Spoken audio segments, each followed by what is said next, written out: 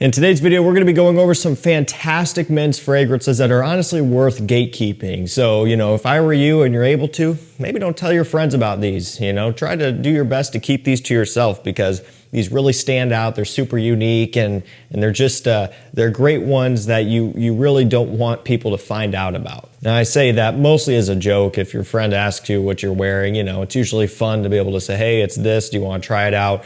This and that, right? But it's just really the idea of this video. The idea is basically that these they're unique, they're standout scents, and when you find or discover something that kind of checks all the boxes for you and that to you is just something that is really unique and really exciting and really different, there is part of you that wants to keep it to yourself. You don't want anybody to find out about it, maybe because you want to be the only one that smells like that within your circle or just in general. And for me, these are kind of the fragrances that I think of when thinking about that idea. So I'm going to put links to all these down below like always. So if you want to do some shopping, you can shop through discounters and save yourself some money.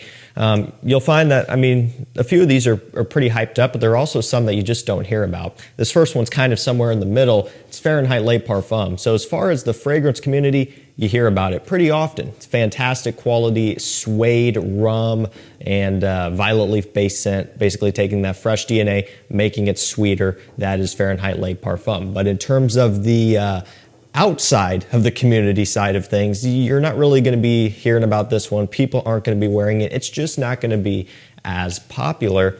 And, I think that's probably a good thing for us. This just doesn't really have maybe the same type of appeal or the same type of, hype that a lot of the other Dior fragrances have generated. It doesn't have the marketing behind it. There's a lot of things about this one to where it would never be set up to succeed and go really far in the mainstream market. And so, this is one of those deals where if you want something that stands out and that smells a bit different, that you can kind of make your signature scent and really don't have to worry about anybody else coming in and wearing it, something like Fahrenheit Le Parfum is going to be one that you could go for. It is a true parfum. It is a very strong performer because of that fact. It's great for fall, great for wintertime. So right now is the perfect time to wear it. 75 ml, usually $115, $120. So it's a little bit more pricey than you might like. But to me, it's worth it. It does boast a lot of quality, a great blend, and there are clones as well if you don't want to spend the full amount. All right, this next one is going to be YSL L'Homme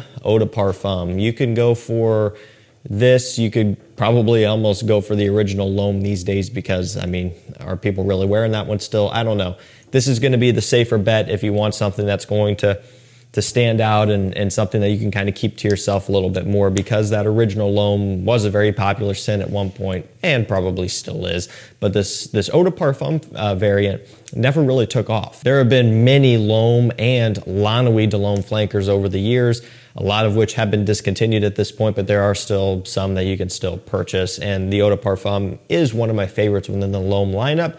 Why is that? Well, because it takes that original L'Homme DNA and gives it more of a nighttime appeal. Now, the original L'Homme kind of has this apple, ginger, lavender, aromatic type of smell. Most of you are familiar with that. What they're doing here with the Eau de Parfum is they're adding in bitter orange and like this oak accord. So it gives it this extra level of woodiness, and then that bitter orange gives it a little bit of a brightness off the top.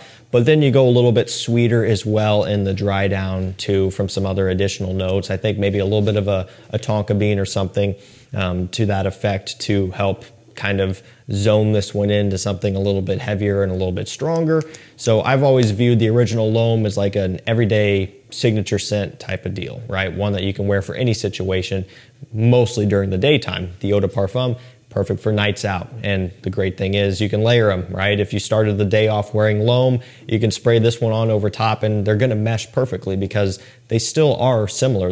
They share the same backbone, just with some different alterations in the Eau de Parfum. Definitely one that's worth keeping to yourself, at least hypothetically speaking. It's one that, is going to help you to stand out, one that most guys aren't really going to be wearing or paying that much attention to. And because of that, coupled with the fact that it is just a gentleman's mature smelling scent, you might find that you get some great reactions out of this. It's relatively simple, but at the same time, It's just different enough to stand out for us and to make it an interesting wearing experience for us who have smelled a lot of things. So that's why I really like this. This next one is Gucci Intense Oud, of course by Gucci here. Now, oud, yes, but it's not horribly strong. So, you know, this one's gotten compared to a Nasamato Black Afgano over the years. And are they similar? You could say that they do share some similarities, which is kind of crazy. Now, it's important to note that this is way more tame than the Nasamato. I mean, a lot. Now, that Nasamato fragrance, I don't know how many of you guys have smelled it, but you've seen it, I'm sure. It's the liquid itself is legitimately black, so they've added a lot of colorant. You kind of got to be careful where you spray that one in terms of getting it on maybe some certain types of clothing and stuff, but it's a very, very strong, heavy oud scent, smoky as well, but it's unique. It's kind of an exciting one to wear if you're up for the challenge, I guess you could say, if you just want something different to stand out. This kind of takes that and just essentially, for lack of a better term, waters it down. Now, that doesn't mean that this is a weak scent or that it's, you know, any negative connotation. That's just the best word I can describe that. They're just taking it and they're lightening it up. They're making it more approachable for a much wider variety of people who want something that still is going to smell good and be designer level. And so if you want something unique, you want something that stands out, but without going too crazy, you still want that versatility, you still want that potential mass appeal, and you want something that is good quality and good performing, this checks off each and every one of those boxes. Gucci Intense Oud. Highly recommend it. Not to mention, cool bottle too. Kind of just, you know, a little bonus because you're probably not buying it just for the bottle. But it is cool. Nice, classy look as well. This next one is Hugo Boss Bottled. This is the Parfum or Le Parfum, one of the two. I mean, it's black bottle. I think it's just Parfum is what they call it. Cedar, Olebanum, Leather, and Iris. It's different. Now, I've had this for years. It's been out for years. I kind of forgot about it. And then, you know, as I go through my collection, I try to do, you know, damage control in terms of what have I not picked up in a while and smelled, and kind of go back and revisit those things. This was one of them, okay? I was going through my Boss Bottled lineup. I've been so obsessed with Elixir and Absolute that I'm like, you know what? The Parfum. You can still get this one on discounters, right? Normal price for the most part. I haven't really smelled it in a while. Let's pick it up. Let's give it another wear. And that's what I've done recently. And man, I don't really know how I forgot about it because this one is pretty good. It's really good. So you do get that leather. You do get a little bit of iris. It's not what I would consider to be an iris scent. So don't think of it like a Dior Homme Intense, Valentino Uomo Intense type of deal. The iris is more supplementary. It's not at the forefront here, but the leather is pretty prominent. Which gives it more of a masculine type of smell. Get a lot of cedar wood in here as well. So nice, strong, woody cedar wood, and then some sort of green note. I wish I would have written it down because I saw it on there, and I don't know why I didn't write it down, but there is some sort of like green, almost earthy type of accord you get as well. I can't pinpoint it off the top of my head here, but you'll know it when you smell it. Not necessarily a cypress, but in that type of category. So just, again, something different, something unique that you just don't hear about. People probably aren't wearing this one, and yet it is still really good. Nice performer as well. One that you might want to keep to yourself. This next one is Armani Code. It's the Eau de Parfum. Probably doesn't need too much of an introduction. This one got popular out of the gate pretty much because it smells similar to Armani Code Profumo. Now, it's important to note that, remember, this is the newer Armani Code EDP with the bottle that looks like this. At this point, you really can't buy the old Armani Code EDP. Those older bottles are sold out everywhere. But there was a point where I had to be very specific when I was talking about this one because if you bought the wrong bottle, it would literally smell different. So this was more than just a bottle change here in this instance. They actually changed the scent. The old Armani Code EDP didn't smell like Code Profumo. It had, like, I believe it was a suede type of take on the existing EDT DNA. This one is going back to that discontinued Code Profumo smell with heavy focus on tonka bean and kind of this root beer, fizzy cola type of smell. A lot of amber as well. I don't need to explain it too much. Most of you know Code Profumo, but this one gets you in that ballpark. A lot of guys over the years have worn Code Profumo. I'm sure of it. It was very popular. You can't buy it anymore. A lot of people who are wearing it moved on to something else, more than likely. They're not going to be looking for clones, probably. They're not going to be looking for alternatives because most people who aren't us in the community don't care, right? They're not that obsessed. They just, okay, I'll just wear something else. So this is one that you can jump back into, get back into that DNA, and most people aren't really going to know that this exists in that format. Let's go for an Elixir up next. It is the Gucci Guilty Elixir. Man, I love it. You know, the price is up there. I don't even remember, 120, 115 maybe, and this is a 60 ml bottle, so it's a lot of money, not as much as Sauvage Elixir, for example, which is 150-ish, maybe 160 sometimes for the same size bottle, but nonetheless, still a pricey one. Now, this is all about the orange blossom and the white florals and a little bit of a sweetness, but mostly that orange blossom white floral component. What does it smell like to me? A little bit of Reflection 45. I've said this before, but that's kind of where it fits. That white floral component is strong. It's in a similar category,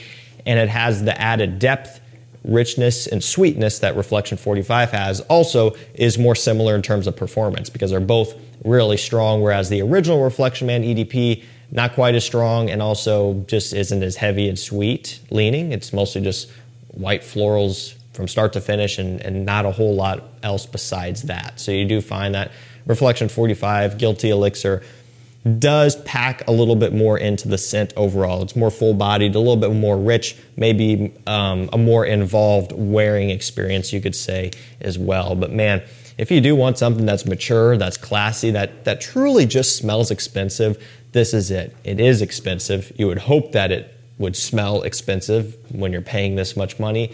It's not always the case, but it is the case here. It does have a premium smell to it. It is, again, I already mentioned it, a really good performer. The bottle's cool, you know. Does it resemble Gucci Envy in terms of color? Maybe a little, although smells nothing like Gucci Envy. It's just a little point I wanted to throw out, but man, just a really good scent overall. All right, this next one, it's the only clone fragrance in this video, and so because of that, as far as like broad reach outside of the community, not really going to happen on its own. You know, I mean, it's just unless word of mouth and a video goes viral on TikTok and somebody finds out about it. But really, this isn't a Dior, this isn't a Chanel with a whole bunch of advertising being dumped into it to promote it to everybody. You really got to know what you're looking for to find something like Dumont Nitro Elixir. But all of us, we know about this stuff, right? We're up to date on this, you know. And so if you like this one, and you don't tell anybody about it, nobody will probably ever find out what it is. So it's just kind of funny how that works. It has orange blossom, ambergris, apple, tonka, some praline in here as well. So it still has a little bit of that original Nitro Red intensely smell. That apple kind of fruity, ambergris based scent, right? Now what they're doing is they're adding in a bit of a sweetness and this kind of orange blossom smell. Well, that throws it into the YSL Myself category. So you've smelled Myself, I'm sure. Both the Eau de Parfum and the Le Parfum have that strong orange blossom focus, and so does this. And you can actually pick up on a little bit of a similarity. So it's getting into that category, but then also still maintaining that original Nitro Red type of smell that we love, and that's very popular. That's kind of what this one does. It is a very strong performer. Let's get this right. Is it a parfum? I'm trying to do this on the spot, but I can't read the sticker. Extrait. Yes, it is. Okay, barely can make that out. I thought it was. I wanted to be sure. Extrait concentration, magnetic cap, beast mode scent, okay? It's just, again, they're sweetening up that DNA even more, throwing in Myself, and that's what you get. Not going to be the most unique thing ever. Not everybody's going to like this. In fact, some people will hate it because it's boring maybe, or it's not all that inventive or whatever. But man, I'm telling you, if you want a fragrance that works in the terms of lasting all day, getting great compliments, being pretty highly versatile, this is it. It doesn't get much better than this. Now you can get yours at the Perfume Box and save 10% with code CHAOS10 site-wide. I don't know. I think this is somewhere around $40, $42, so you can save about $4 off of that price using that code. And again, that code works for everything on their website. It's always active, so you can use that anytime you shop over there. Last up for this video, John Varvatos. It's vintage. It's one of the few OG John Varvatos scents you can still purchase. I mean, simple as that. The original Artisan, of course, you could still get that one, but Dark Rebel Rider, and even like Artisan Aqua, and again, you know, Oud and John Varvatos Platinum, and there's several more that I'm missing, I'm sure, but most of them you can't get anymore, the old school ones. Now they are putting out new scents, you can still get those, of course, but they're almost like they're from different brands. I mean, OG John Varvatos releases compared to the new stuff, they're so widely different. It's kind of sad, really. This one has suede, tobacco, and balsam fir as the 3 notes that I kind of pick up on the most. But if you look at the note breakdown, it is massive, probably 30 or 40 notes on there in total. It's absolutely crazy, maybe even more than that, honestly, I don't know, but back when they did full note breakdowns and everything too. But that's kind of what you get. Gentleman's woody, kind of outdoorsy smelling scent. Just a classic. It smells wonderful. A little bit soapy as well. Just kind of this soapy, almost aftershave type of smell mixed with plenty of woods and aromatics and cypress and stuff like that too, to just give it more of that more traditional cologne type of smell. It's really, really nice. This is such a wonderful scent for usually around $30 to maybe $40 pushing it as about the max, but usually I think a bit less than that for 125 ml. Again, you could get it everywhere. I don't know if this one's in immediate danger of going away for good, but you know, I would consider buying it at some point, regardless if you don't have it, because man, it is wonderful stuff. Alrighty guys, that's gonna do it for me. Some fragrances that are so good they are worth gatekeeping and just keeping them to yourself. Of course, you know, spread the love, tell your friends about them if you want, although you don't have to. I don't care what you do as far as that's concerned, but it is funny to think, like, if you're wearing one of these and somebody asks what you're wearing, how do you approach that? If you're gonna gatekeep it, do you just say, oh, I don't know what it's called? Do you say, you know, I can't remember what it is, I don't know how to pronounce it, or do you just lie and tell them a completely different name and throw them off, which then they're going to go buy that thing and it's not going to smell the same. So let me know if you do actually gatekeep fragrances, how do you approach that? Thank you guys so much for watching. Stay safe, stay healthy. We'll see you tomorrow with another one. Take care.